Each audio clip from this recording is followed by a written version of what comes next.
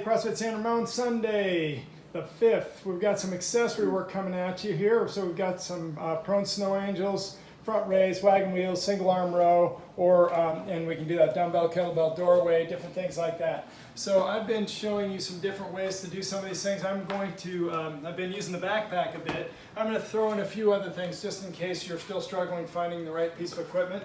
So first of all, though, we'll come down and do that prone snow angel. So once again, on that prone snow angel, I'm going to lay down on the stomach, and this will be the same with if you have equipment or not. We're going to do it without anything here. And here I'm going to lift up my feet and my shoulders, lift the hands up as high as I can, and then spread the feet as we bring the hands up to the top and bring them back down.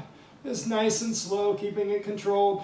We'll do sets of 6 on these, and just keep that slow and controlled.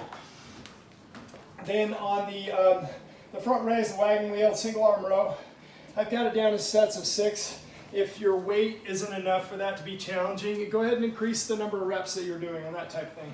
So on the front raise, we can use a dumbbell or a kettlebell if you have one, or 2 if they're lighter, and do your front raise here. We have that wagon wheel that goes around in a big circle. We do some in one direction and bring it back and do some in the other direction on there. And then the single arm row. Okay, so we're down here and we can do that single arm row here. Now, let's say I don't have a piece of equipment. I've showed you how we can use the backpack with that front raise, the wagon wheel, and then we can come down and do a single arm row here. So there's one option. I found that I have a fire extinguisher, and this is heavier than your average water bottle, so this might give me something here where I can again do those wagon wheels, those front raises, all this type of thing with that. I can also get a single arm row. If I don't have hands as big as mine, I can always just take a towel or something like that, tuck that through there, and then grip onto a towel and use that as my handle for the row. And so we can do different things. So whatever kind of objects you can find around the house can become equipment. Front raise, wagon wheel. Okay, so you can see whatever you can find. This chair is too light. Get a heavier chair than I have there. So, but anyways, and again, if it's too easy, then go ahead and do more reps. If the weight isn't appropriate on that, you might, have sports equipment around the house that has some weight to it. Whatever it is, just find something, use it. And now I'm going to show you the single arm row, because this will be one that you can in the doorway, because this is one that you can use to get a little more loading, as we don't have pull bars, barbells, dumbbells, kettlebells. It's hard to get this pulling motion in here.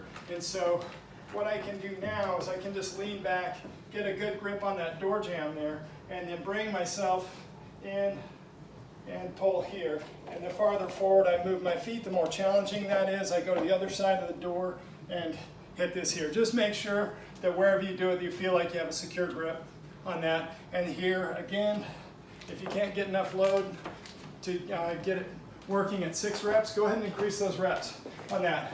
So again, 4x6, prone snow angel, front raise, wagon wheel, single arm row, dumbbell, kettlebell, and doorway. So tomorrow for the home gym, we have a 20-minute AMRAP of run 400 meters and max pull-ups. It's a workout called Nicole, one of our benchmark workouts. The score equals the total number of pull-ups at the end. And the rules on this one is if you drop from the bar, your set is done, go for a run. And so that's how that one works. The equipment-free version is we're doing the same thing with push-ups. So max push-ups, if you break from your plank, so here, as I'm doing my push-ups, if I come up and I break from that plank up here, my set's done. Or if I come down, rest on the floor down here, that set's done. So it's just touch and go on that. As many reps as I can do. If I pause at the top of that plank, that's okay as long as I maintain plank position. As soon as I break the plank position, drop to a knee, whatever it is that we do there, then that set's done, go for a run. You can scale this to a wall push-up, a push-up on an elevated surface, or knees. Just make sure that you're doing one that's appropriate so that you'll be able to do that. I'd set it the difficulty somewhere where you can get at least like at least 15 or so in your first set. If you were pushing all the way out, you may want to cut it back a few, but get something where you can do a good number on that first set. So I have a few options on this because, as one of my old favorite moves said, could be worse, could be raining. So I think it might be raining tomorrow. So there's nothing wrong with going out and getting wet, but maybe if you have slick floors and stuff, it may not be the best. So we have sub for the 400 meters would be to do 150 high knees. So again, that high knee, we've been counting that every time the second leg comes up. So here I would be 1, 2, 3, and so on through to 150. The other one that you can do is so you do 150 high knees, then do your pull-ups or your push-ups. And then 150 double unders, then to pull-ups, push-ups. You can sub 300 singles for that. And then the other one being 150 jumping jacks. So just make it work, get something there. Maybe you need to get some of those jumping jacks in for your challenge, something like that. You can go ahead and utilize that. Anyways, that's it for Sunday's workout. Have a great time and get creative. If you don't have equipment, just keep finding things that challenge you and keep working.